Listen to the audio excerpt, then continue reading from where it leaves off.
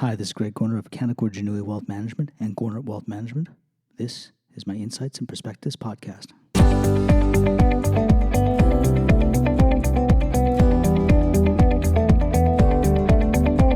Hello and welcome to the April 18th edition of my Insights and Perspectives podcast. Now, last week I was joined by Martin Roberge to make the bear case for the markets going forward.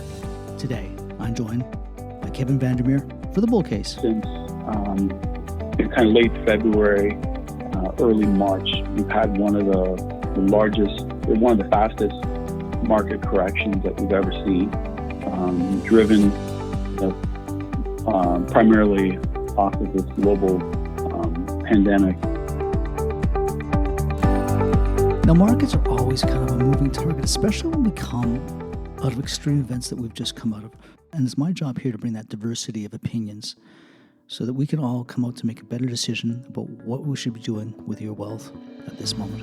So, I'm turning it over to Keven Vandermeer this week. He's got a great report out. Please listen in.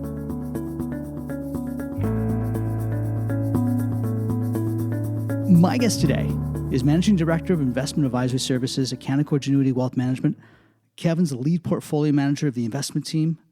And prior to joining Canaccord Genuity, Keven launched his own hedge fund and worked for one of Canada's largest banks, where he co-managed $3.7 billion. Keven has been recognized as one of Canada's top gun investment minds as well. He's a previous recipient of a Lipper Award for outstanding fund performance. Welcome, Keven Vandermeer. Thanks for having me. And I'm really happy to have you here. Now, you just put out a piece this week called Evidence of a Market Bottom. I'm going to include that in the show notes here, but I'm just wondering if you could jump in and maybe we can talk a little about what you're seeing and what you're looking at there. Sure. So clearly, there's a lot that has gone on since kind of late February, early March. We've had one of the fastest market corrections that we've ever seen, driven primarily off of this global pandemic, and then also in part because of a shock that we've had in oil. So there's kind of like two major events that have happened.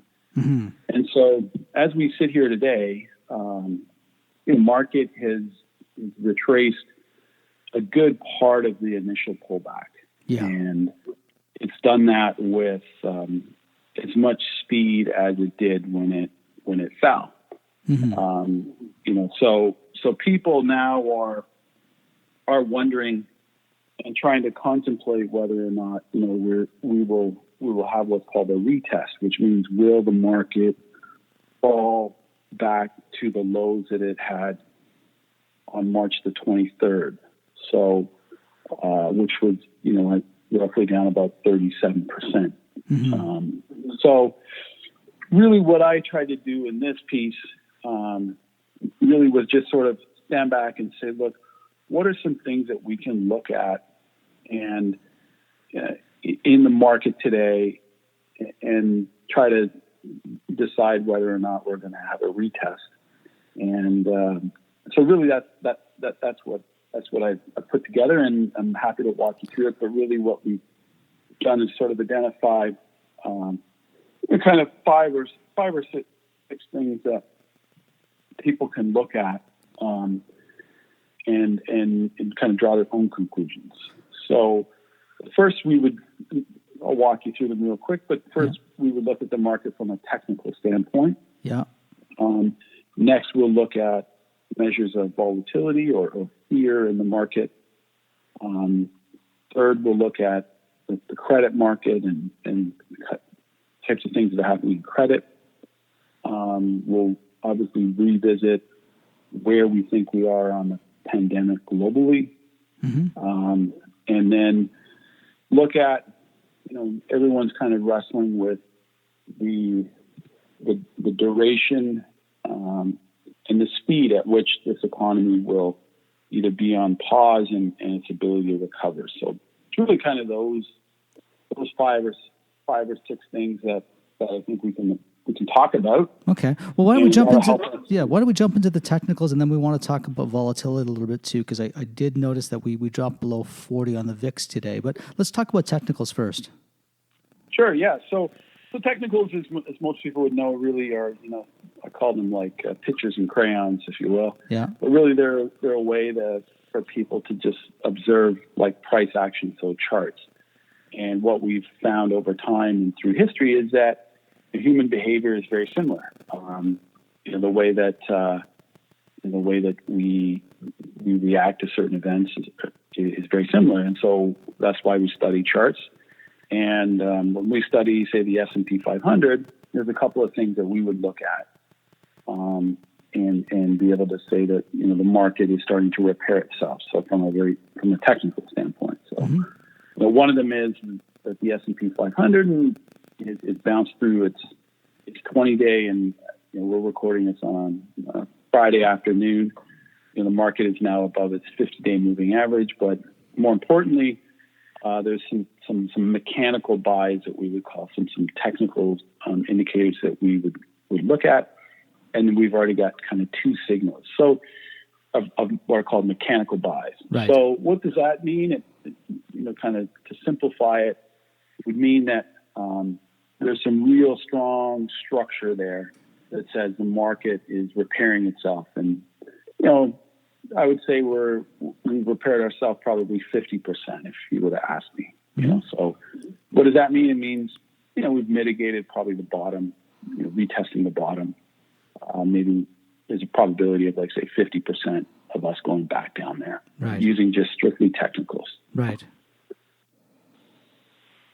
If we're to shift and look at volatility, or the VIX, as many people would call it. So there's an indicator called the VIX index, or the volatility index, and really what that measures is the element of fear that's in the market. So in a normal kind of steady state, the VIX would be anywhere from would measure anywhere from 10 to 15 as a measure.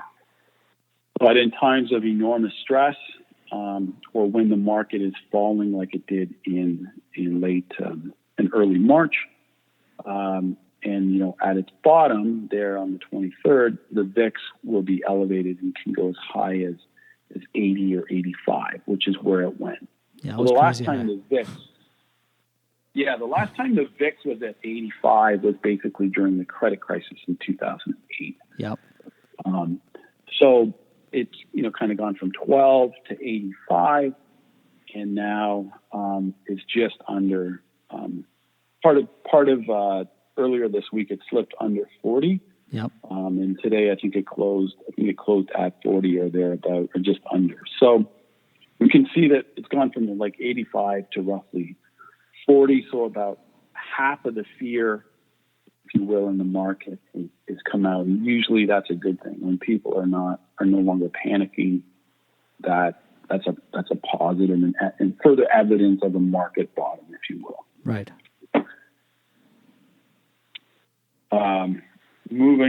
Moving along to another one of the things that we would identify would be credit markets, right? What's that? Would be credit markets. Yeah, credit markets. So one of the things that would worry equity market, equity holders and people that own stocks and bonds in the market, one of the things that would worry us would be if the credit markets, or those people that are borrowing money in the bond market, if the bond market's not functioning well, meaning things are not being traded properly, or companies can't access the equity markets properly, then we're equity holders would get nervous. And so one of the ways that we measure that is through credit spreads. So if credit spreads are really wide, it means that bondholders are demanding a larger return. Right. And so when credit spreads narrow, that means people who are buying bonds and lending money demand a less of a return, or less of the coupon. Mm-hmm. So when credit spreads narrow, it usually means there's less stress in the market. So we can look at a couple of bond indexes, and one of them being the high yield market, and we can see that those credit spreads have narrowed. The other thing that you can observe is just transactions that are taking place in the market. So can a company like one of the cruise lines, Yep. They were able to access the market last week, and they actually came and wanted to borrow $3 billion, and actually investors were willing to give them $4 billion. Yeah, and that's huge, right? Because that's, just think of where things are at. I mean, that's huge from where it was 3 weeks ago. Yeah, like it's very, very positive. Now, is it obviously, some of your listeners would know that, the Fed has the U.S. Federal Reserve has said that they are actively buying bonds and are in the market buying them. So they're, kind of helping that market along, trying to facilitate it. And so, some people might be critical or suspicious of the market, but, even, for example, here in Canada, TD did a $3 billion debt transaction, and that deal got done. So the credit markets were under more stress than they were now. They're still what we would call wide, but the credit spreads have narrowed. And again, that's a positive and further evidence of a market bottom. Yeah, because in 2008, the credit window just closed and until it was eventually reopened again. And that was the big fear, or one of the big fears this time, is that, credit markets would just go off the rails. And no matter who you were, you wouldn't get money, which is a real big issue. Yeah. So then, so we kind of have kind of the equity markets themselves having recovered quite a bit. We can look at volatility, which is, kind of look at the credit markets, which are starting to function again. And then, we try to think about how far along are we on this pandemic globally. And the most interesting thing about this pandemic is, kind of unlike, say, the credit crisis, there's kind of light at the end of the tunnel. There's sort of this end point, and we can debate about where that end point is. Countries like China and South Korea and other nations that were kind of early into this are through it, and depending on what you read in terms of flare-ups, etc. But for the most part, they're through it. Their economies are back up. If you look at the countries like the U.S. and Italy and France and the U.K., we're still very much in Canada, very much, we're not at peak yet, but at least we have this analog that sort of will tell us that there's sort of this end point. And at the point in which we're talking right now, the U.S. president last night kind of laid out, criteria for how the economy might open up again, or we can start to contemplate being opened up. So right. I think that's what you're seeing in the market is again, once the market has a sight line to some kind of conclusion, it will move forward. And typically markets are kind of 12-month forward looking. So as much as the economic data that will come, and we're just at the front end of Q1 earnings, we'll get, these numbers are going to be pretty horrific in terms of GDP. The suggestion is that maybe GDP in the U.S. might be down as much as 30% in the second quarter. Wow. And unemployment rates might be as high as 20%.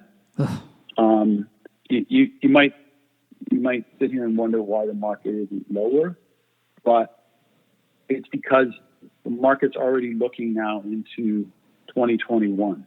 Right. So it's going to look past this great chasm, if you will, of negative news, and know that there's some sort of endpoint and look through it. So, so I think, if you were to ask me where we are in this pandemic globally, I would say as a whole, we're maybe 40% of the way through. Mm-hmm. I don't think as a global,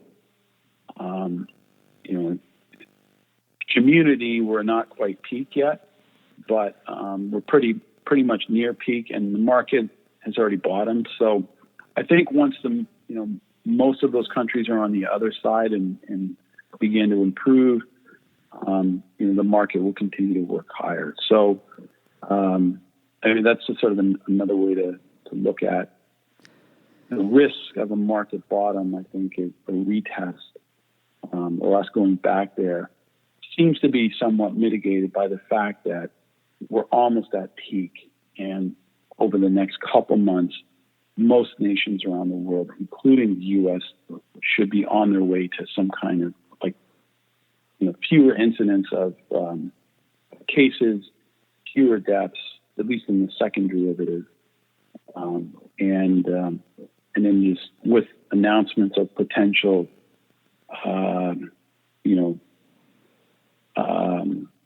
drugs that may mitigate or at least help people to get better. That's certainly an incremental positive. So yeah, and I guess to your point there too. We have to start seeing there's going to be bad news. The Q2 numbers that are going to begin coming out, I guess beginning in July, mid-July, and those are going to be horrendous numbers. So one of the things I guess we're going to want to see is the market to be looking through bad news versus reacting to it, and that'll be more of a signs of a more normalized market looking at the 2021. I just want to see what your thoughts were on that kind of thinking. Yeah, I guess I think a lot of us have been very surprised by the fact that, kind of the weekly jobless claims, every time, we initially, for some perspective, the highest jobless claims prior to this event was in 1982, and there was 695,000 people that filed for unemployment in the U.S. And then more recently, because of this pandemic in the U.S., initially they thought there would be 3 million, and there was 5 million. Yeah. Then the following week, they thought there was going to be 5 million. It was actually 6.6 million. And then this past week, they thought it would be 5 million, and it was 5.2. Every single time we've seen jobless claims greater than 1 million, the market's actually traded up. Right. So it's pretty spectacular, and I think most people are quite surprised at how well the market is looking through the negative data that is here. But you also have the Federal Reserve that has poured just a staggering amount of capital into the market. So I think we're in excess of $6 trillion. Yeah, it's amazing. And what the Federal Reserve has learned, for those in power, we're standing on the shoulders of all of the learnings of 2008. Right. So what policymakers in the U.S. and in Canada recognize is, in order to avoid some of the challenges and damage that happened in 2008, they needed to act more quickly and with greater force. And so that's what we've seen this time. Yeah. And if you remember, in 2008, the TARP plan that was to help the banks out was highly politicized and took several months to get approved. I remember getting voted down on the House floor, and the market reacted. That was probably in October. It took forever. It was only probably a lame duck Congress that actually got it through.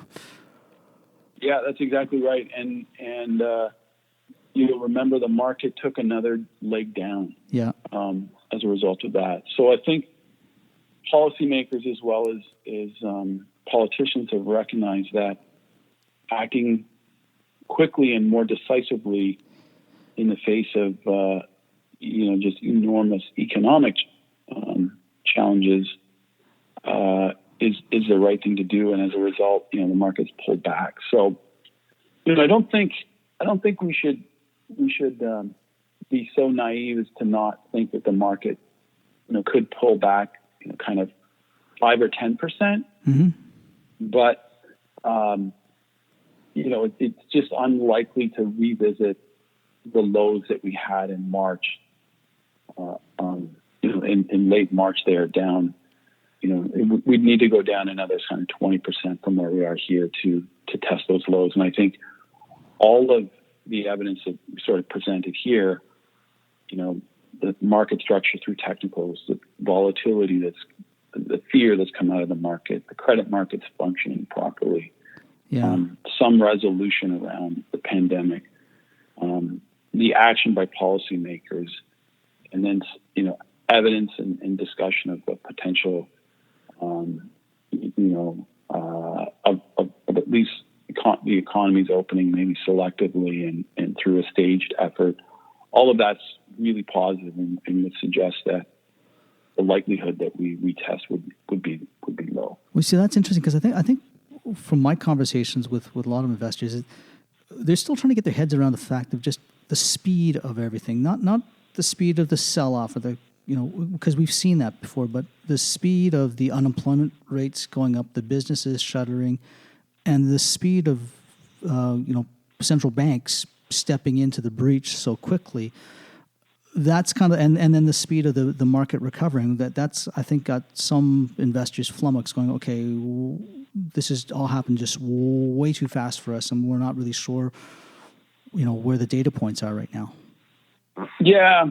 I mean, I think if you have cash, if you're invested in the market and you don't have any cash right now, what I would say is just stay invested. Yeah. And, but if you do have cash, what I would suggest is, we're still 15% or so from the highs that we were earlier in the year. And so I would suggest, adding to whatever position. Now, what I would do is I would take maybe a third of your cash and put that into the market and sort of ease your purchases in, over a couple of months, because we really don't know what's going to happen. And rather than trying to be precisely right, just think of it as, averaging in down here, and don't go back and look at the lows of March 23rd and think, oh, I wish I'd bought the bottom, because no one ever does that. The bottom. And if they say they do, they're lying. Yeah.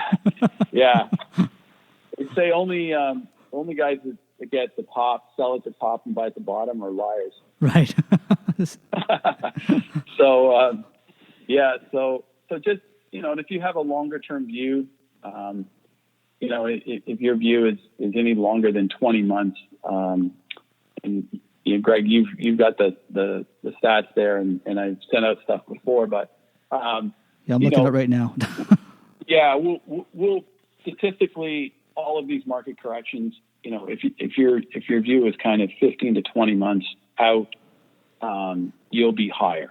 Yeah. You'll recover it. So, you've got some money and you're nervous, I would just say close your eyes, spend maybe 20% of it or 30% of it, invest in really high quality companies, buy the market, talk to Greg about what your asset mix allocation is, and, rebalance your portfolio, but take advantage of the fact that the market has pulled back, and with a longer term view, the market will recover. And in many ways, this pullback, I think, is an easier one than the credit crisis, because in the credit crisis, we really didn't fully understand the, just the structure of the balance sheets and how challenged things were, and, who had exposure to what. Exactly. In this case, this is money market funds not breaking the buck and all that kind of stuff that just had everyone. Yeah. In this case, it's a very, we're in a recession, but it's a recession that we created by, making everybody stay home and trying to protect people. And so, the cause of this recession is very clear. Yeah. And the solution is actually quite clear. We need a vaccine, or we need, the virus to stop being spread. And so. You also sent along today some sample dividend cuts in the U.S. by sector, and you're just comparing it to the past. Can we just talk a little bit about that? What's your take on dividend cuts? Because a lot of income-oriented investors, that's something that is top of mind for them. And how should they be viewing things? Yeah, I think, look, companies right now, if you're a company, the email I sent out earlier today just highlighted some of the companies in the U.S. that had cut dividends. So in a recession, usually in a recession, this individual who wrote the article said, that there would be 25 companies that would cut their dividends. Yeah. And, we're kind of halfway through the month, and they were just identifying the fact that already 25 companies that they track had cut their dividends. So there was some concern. But if you look at the list, the vast preponderance of those companies was in the oil and gas sector. And then there was some that were more exposed in the REIT space, but specifically to mortgages and more to shopping malls, I think. So kind of more retail focused. So, right. So not surprising. I think where you shouldn't be surprised that with oil, kind of sub $20 here. Yeah. There are a lot of producers. So companies that their main, they pull oil out of the ground and sell it. If their whole business is built on a cost structure where they need oil to be in the 30 or 35 level, suddenly it's 20. They're probably not profitable at all. Yeah. And as a result, need to cut distributions because they're not even profitable. So, in the airlines as well, not that they were necessarily large dividend payers, but, I think everyone's just being very careful with their capital because they don't know how long this might go on for, and everybody wants more liquidity or more capital around. So most businesses hold down on their lines of credit right away. Yep. In this through this pandemic, so that they did have liquidity and flexibility. Yep. But I think if and again, that's why I think through this piece, if you are buying companies, you want to stick to larger cap companies that have strong balance sheets, that have sustainable businesses, and we would focus more on companies like some of the large cap technology companies, like Microsoft and Apple, Visa, MasterCard, companies like Amazon, companies like Walmart. These are really, really embedded companies that are ubiquitous, and some of these companies have $100 billion on their balance sheet in no debt. So those are the types of companies that you want to own, at least for the next year or so. Okay. So in a nutshell, still secular bull market. Don't have to rush in and jump into the market right now. Take our time, leg our way in. If we do, we're never going to catch the bottom, never going to catch the top. But, the trend continues to be in the right way. And from a market bottoming process, you're seeing all the right pieces of the puzzle coming together now to start, taking a look at things. Yep, that's exactly it. Yep. Okay. Well, hey, Keven, thank you for joining me late on a Friday night. I know it's been a really busy week for you, and thank you again for joining me. Keven Vandermeer. Bye. You're more than welcome. Have a great weekend, everyone. Hey, Bye thank for you. now. Bye.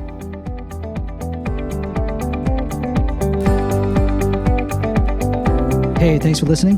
Don't forget to subscribe and visit us at our website at ggoernert.com. That's greggoernert.com. Thanks again.